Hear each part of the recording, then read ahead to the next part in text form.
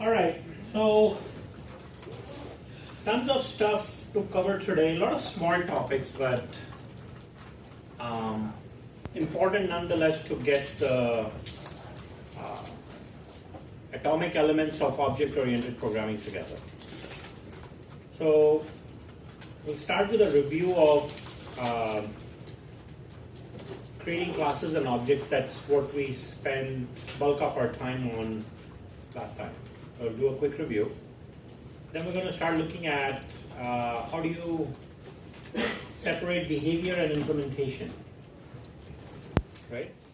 This has to do with the design of an object and preparing the design, meaning thinking of the behavior of the object, and then doing an implementation, which is creating a class and creating objects. That's also part of the review, and we did that last time when we were thinking of the behavior of the object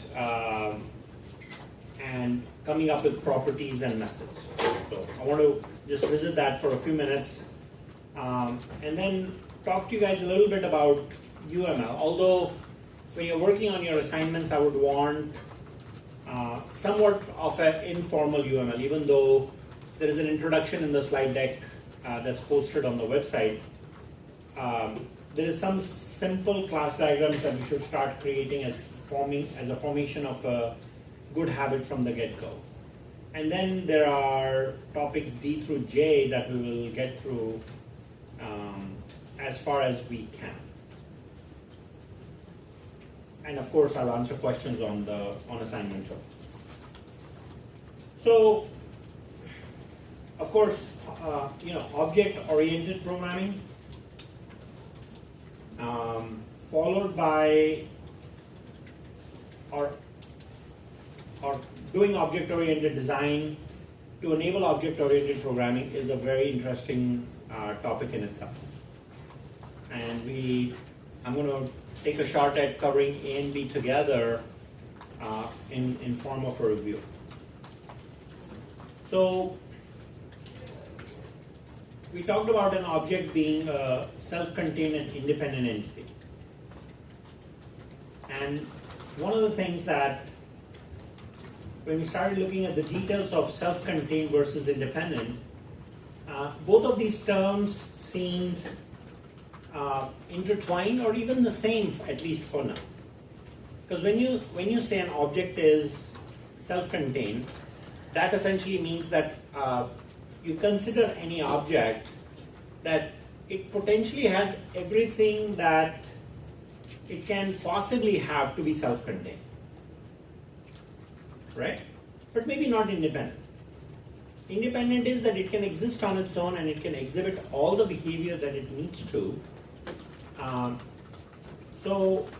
And it has properties and methods for it. But then there are some times in Java or in object-oriented programming, you create objects where independence is not doable, but self-containment is, right? And we'll exploit the difference when we look at the topic of abstract classes. That's something that will come up in a few weeks. And so I want to leave this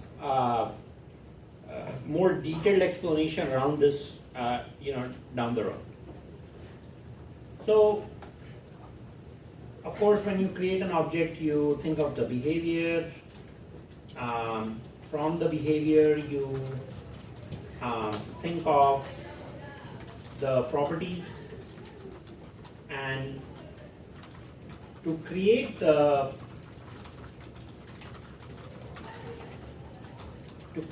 necessary behavior, you design methods. And that's where we begin to differentiate between behavior and implementation. Implementation is the code you write for objects to behave a certain way. And that is done by coming up with properties, and it's also done with implementing specific methods. Behavior is an outcome of methods that have been written in a nutshell, right? Any questions so far on the things I said? I mean, are the comments pretty clear? Okay, great. So when you create a class, which essentially is a blueprint of an object, it can have many things in it.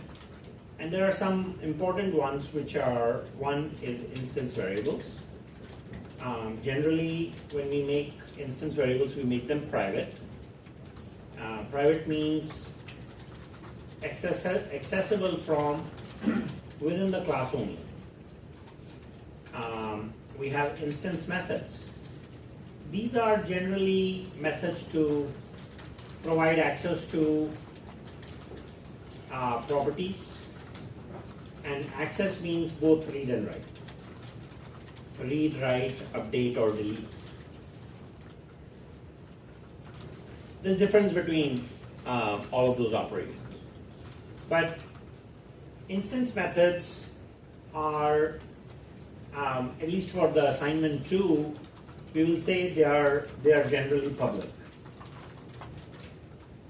And they can also be protected, but we are not going to touch that for now. We'll talk about that when we talk about inheritance and polymorphism in a week or two.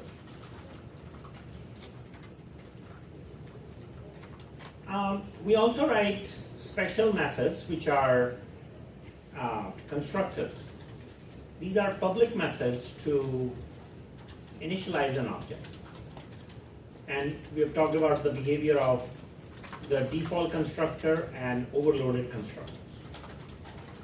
Overloaded constructors, it enables polymorphism. How? We have one name and different ways of doing things. In case of constructors, we have different ways of initializing an object with the same class name. So this is our first look at how polymorphism comes together. Polymorphism exhibits itself in different ways in object-oriented design, and I think we'll probably pretty much look at polymorphism every week as you go from, as we dig deeper into both object-oriented design and object-oriented programming. The one thing to remember about default constructors is that one should be written, the syntax for one should be written every single time. Because if you don't, and you end up writing an overloaded constructor, the call to the default constructor would fail. It will generate a runtime error. And so just the mere avoidance, the good thing to do is to just go ahead and put one, and it will set the values to whatever default values there be. So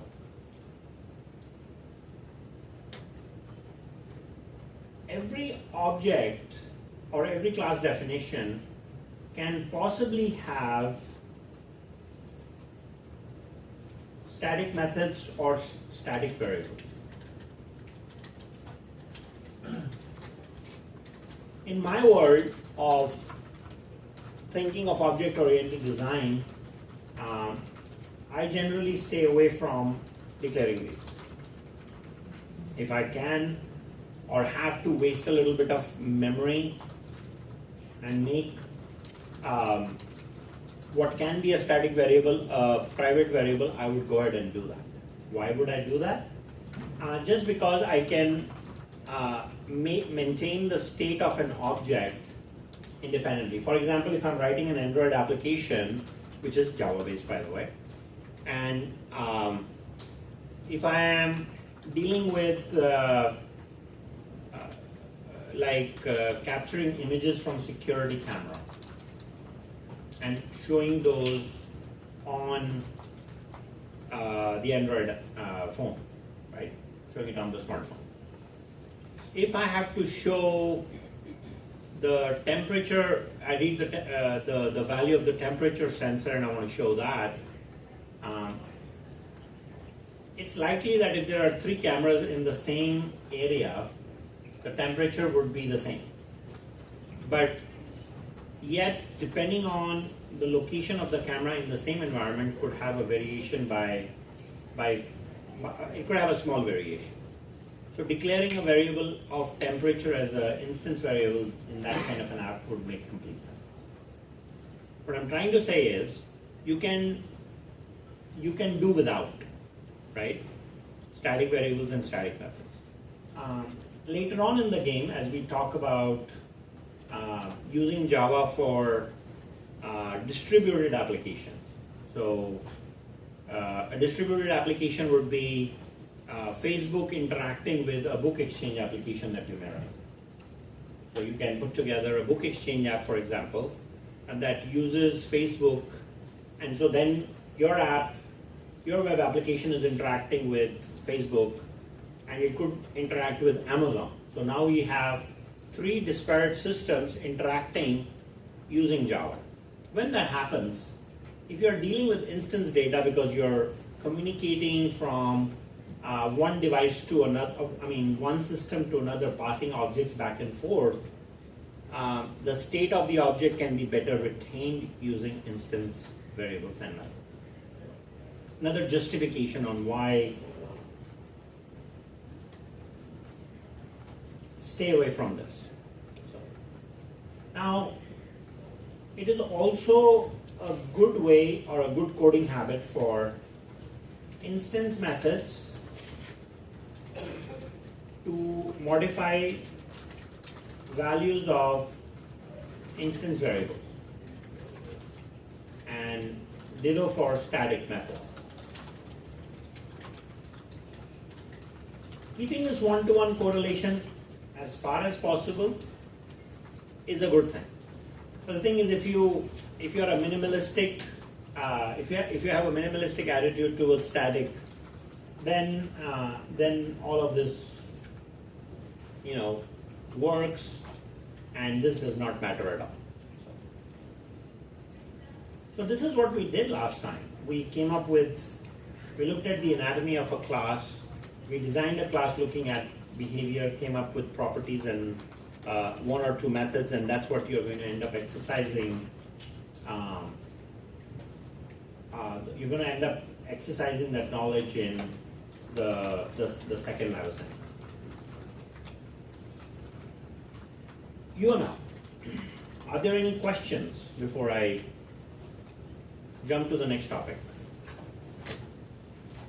So UML is a formal way of, at least in ORD, it's a formal way of writing class diagrams. It's used in other domains as well. But to draw a class diagram,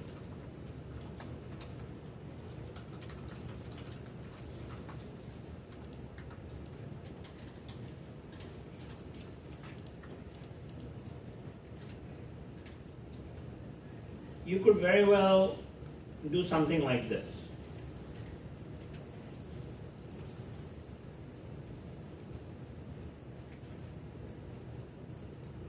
To represent an object completely, each box can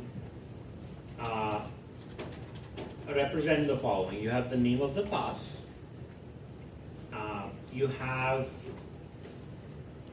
list of properties. And I'm going a little bit further than what the book is talking about as it's introducing UML. I'm trying to go a little bit further. So I can have list of properties, which would mean modifier, whether it's private or public, name of the variable, modifier, data type, and name of the variable.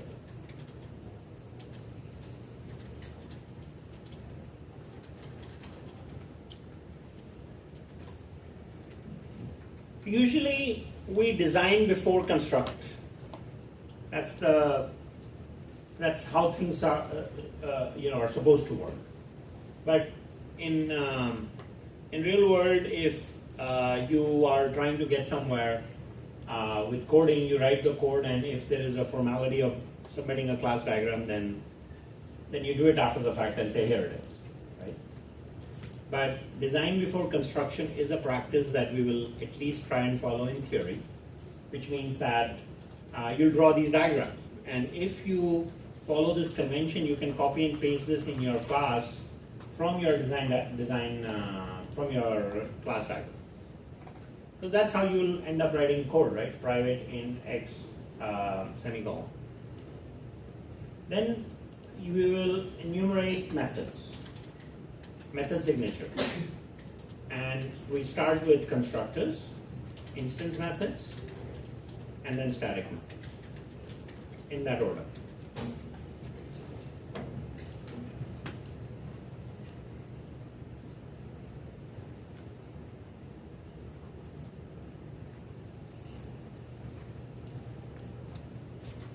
So,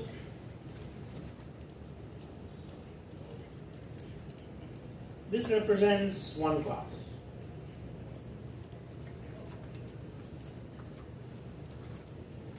And the point of a class diagram is so you have a blueprint that you can look at, and you can parse the code fast.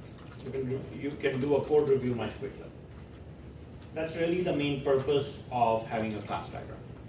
Much like a blueprint of a house when you're thinking of home construction project, the blueprint provides the basis for where everything is. And hopefully the blueprint is in sync with the construction, right? I mean, right down to the T. What happens in your implementations is you may come up with a list of data types and methods, and then you realize during construction that method signature needs to change. But then that change doesn't propagate to the class diagram, and things end up being out of sync. For small lab assignments, not a big deal, but when you're ending up with large projects and you end up leading the company, then you have these anomalies. Oh, the blueprint says this, and then the code says this, and even the algorithm in the method is updated, but the comments aren't. And guess what? People tend to fix bugs by just reading comments, not reading code, right? As simple as these things are,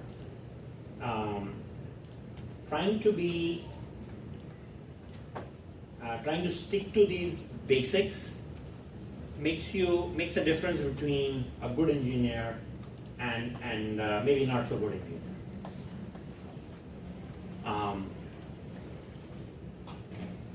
Your peers may not think otherwise. Your peers may think, oh, engineers are not supposed to do all that. We just write code rapidly, get the product, throw it over the wall, get QA to look at it, and we don't have to do all this, right?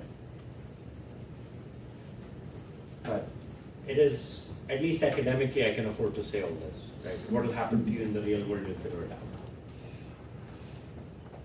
So, for now, you will draw class diagrams like this, and you may not end up using this big a font size because you'll have so much to say. So this is just so it's visible. And you can have more than one class on a single page. So the next question will be, what tools do I use? Well, PowerPoint is one, if you like PowerPoint, or pen and paper with rectangles and boxes and so on. That works just fine. The only thing is you take a picture of it and submit it along with your assignment. Does that work?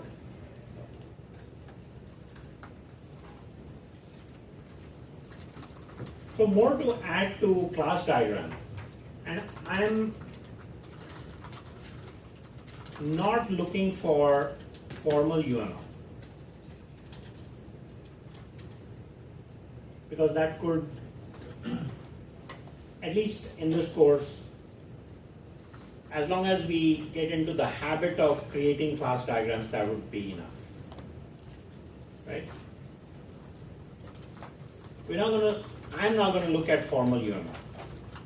We'll make up our own symbols for setting up things on the class diagram. And we'll provide a legend. So the symbols have a meaning. And the document is self-evident. The document is self-contained. Okay? Scope.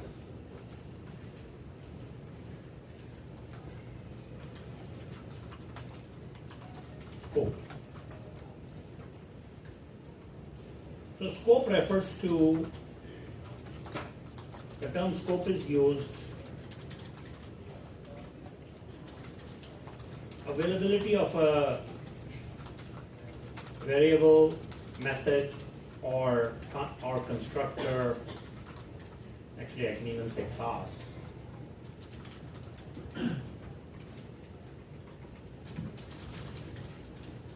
Given context. So within a class, right, we're going to look at two terms, private and public, for now. Private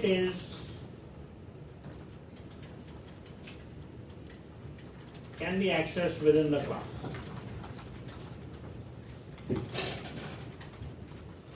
And public is basically global.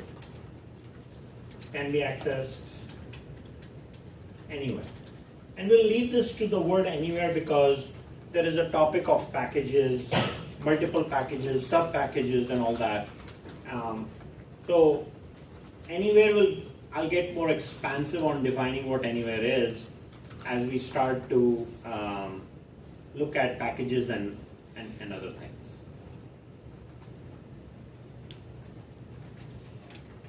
For the assignment that's coming up, all variables should be private. All the variables should be private. And all the methods should be public. And did I explain getter setters last time? Yes, you did. Right click auto generate. You guys remember? Tried that? Use it. Use that feature because the point is productivity. I don't want us to write mundane methods manually when you have tools to do that. And why not? So all the methods should be public. Now, the class definition has to be public. Class cannot be private, right? Like normal class that we are writing. There are types of classes that can be private. Those are called inner classes, and I think we have several weeks before we even visit that. So classes should be public. Constructors should also be public or have to be.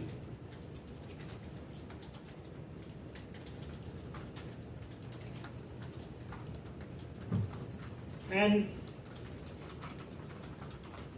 it is okay to use getter setters in constructors. You can access, like if you declare an instance variable, you can access that anywhere in the class. So you can access it in the constructor, in the methods. So calling a getter setter inside a constructor is kind of, providing indirect access. But I don't see anything wrong with it because the JIT compiler, just-in-time compiler that I talked about in 36A, takes care of optimizing the code for us.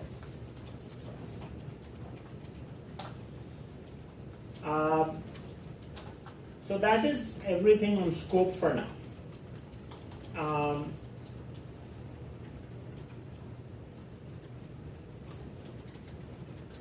You should create one class per Java file. I don't want to see two classes in one file. That is allowed. So you can say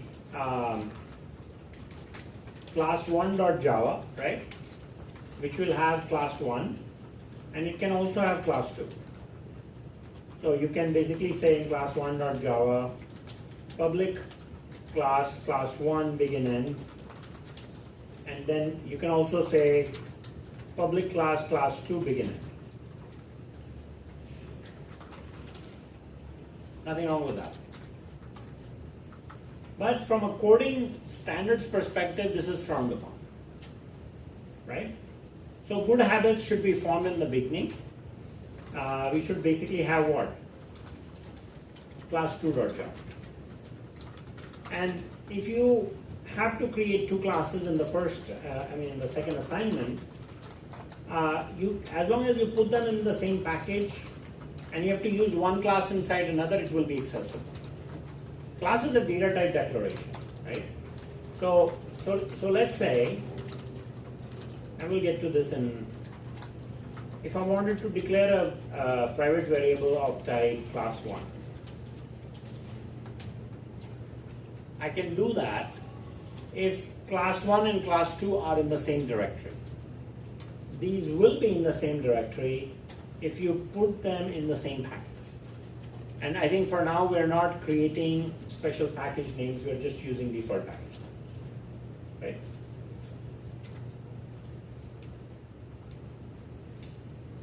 Any questions on scope and some standards that are being mentioned for usage in the first assignment, please? So for the second assignment, do you want two separate Java files for each? Yes. In fact, a separate project, 2A, 2B. That might be the easier route. And within a project, if you have to create more than one Java file, you can do that. I'm going to get into that in a little bit today.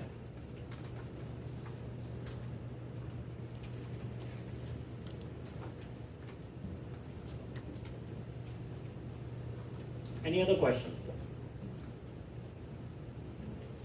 Is this stuff becoming fun a little bit? Yes. Is UML related to XML? Is it the same No. format? No, both are markup language. Both are considered to be languages, right? But no, they're not related.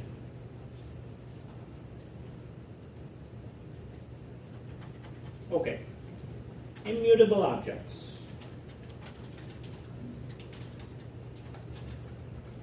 Immutable objects are the ones that cannot be copied. Like or cloned or replicated.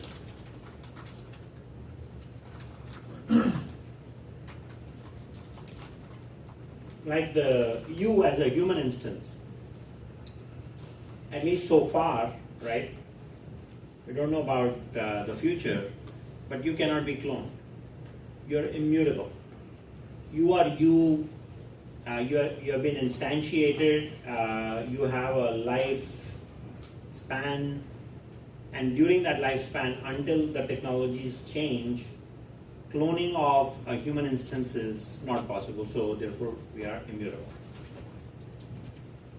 The way immutable objects are created, or immutable objects are created in Java is through creating classes with certain constraints. So, for example, string object is immutable, and that's a well-known fact. I mean, you read about immutable objects in chapter 9, you'll see an example, and I wanted to take this a little bit further and say, I want to create a human class that's immutable.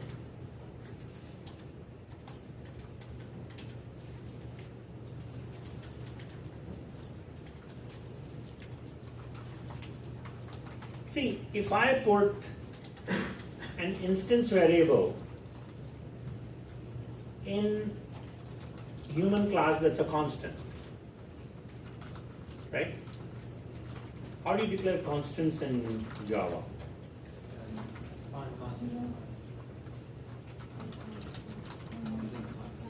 No, you're talking C++. Fine.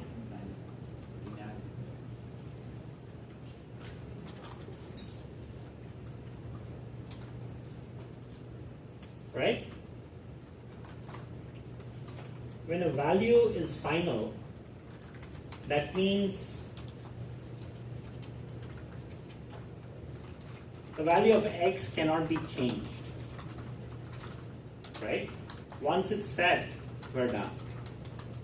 That will make a property in x that cannot be changed, making it immutable. Right? I cannot modify,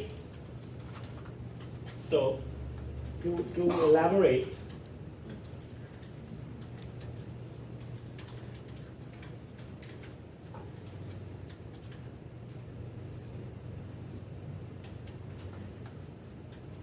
let me remove private just for the moment. So it's or make that public, let's say. Once the value of x is set, I mean, this will exist in main or something, right? This is not all in one. It has to be somewhere in main. I'm just not writing all that public static void main and so on. And there is a semicolon. Sorry about that. A1 is immutable. Why? Because I cannot change the value of x.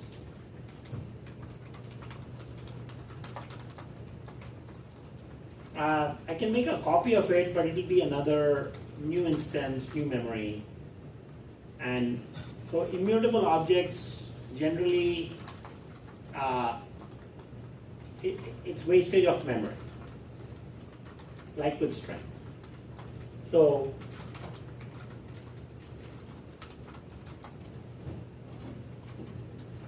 if I declare a string a1 equals some value,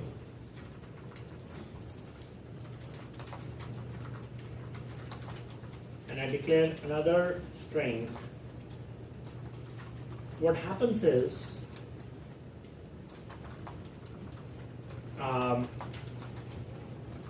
hello is only declared once as a string, and hello is declared once and saved in the memory area called constant 4. And of course I'm talking about string constants here. Right? This is a string literal. And A1 and A2 point to that location.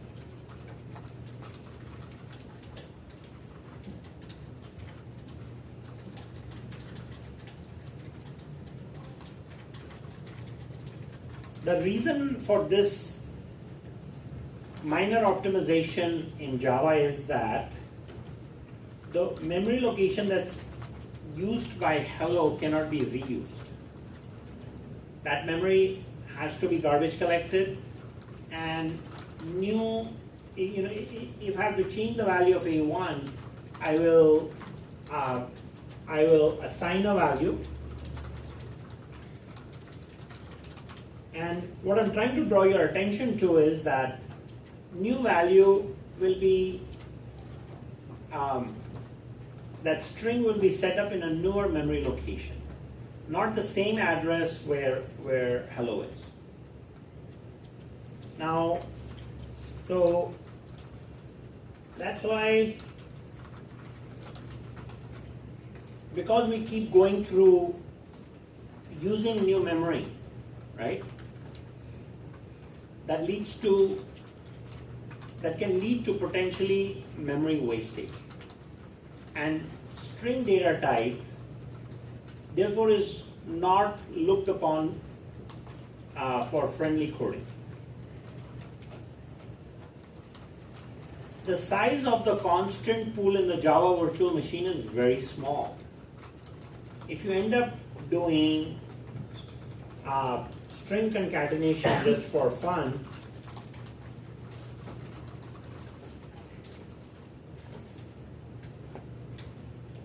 and let's say you get up one morning and you say today is the string concatenation day.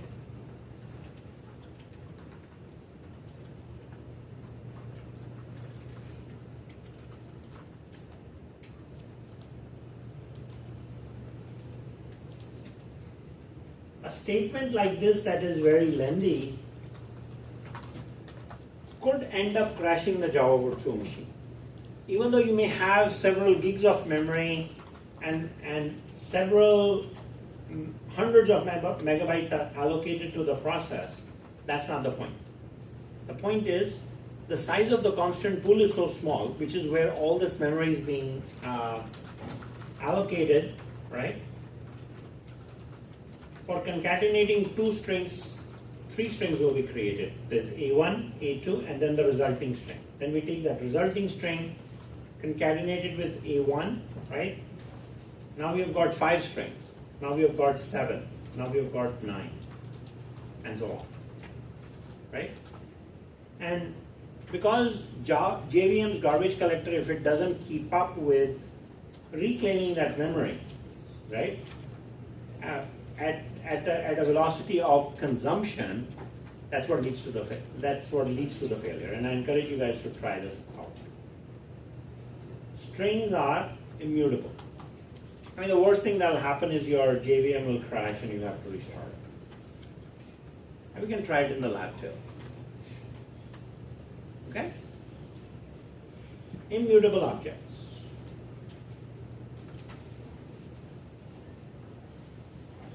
Shall we do that now?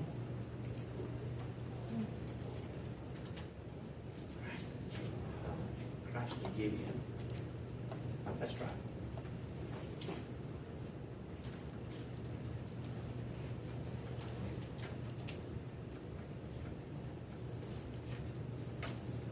Okay, so I have some class already.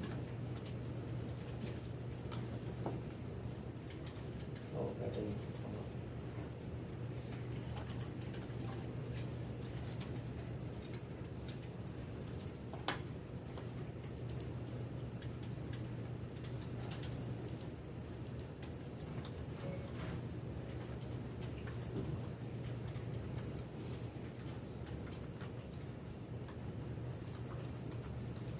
I'm really working hard.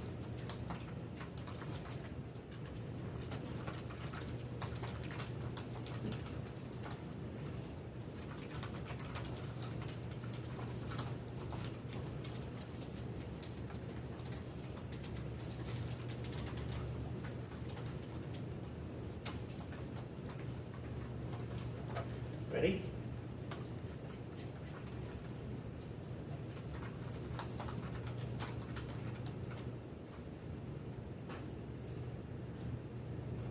Terminated.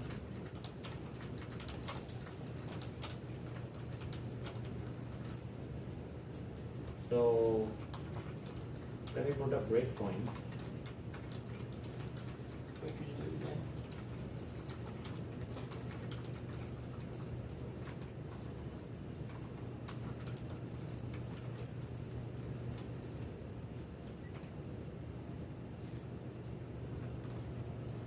So we are now at the statement that should be the, and we'll just go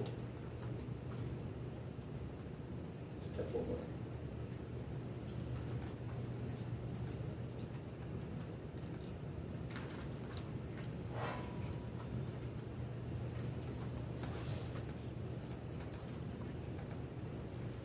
And if we print, does it. So something is odd. It should, right? I mean, if I reduce the size, I can also Eclipse is running a little slow, but this is the expected behavior.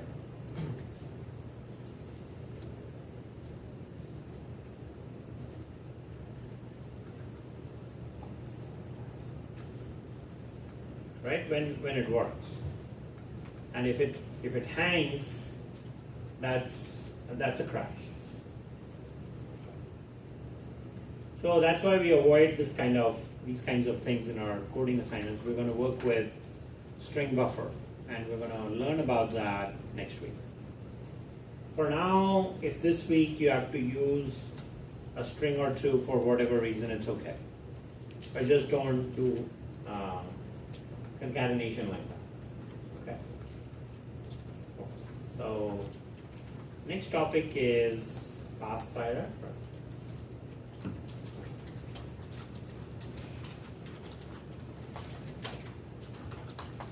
or association.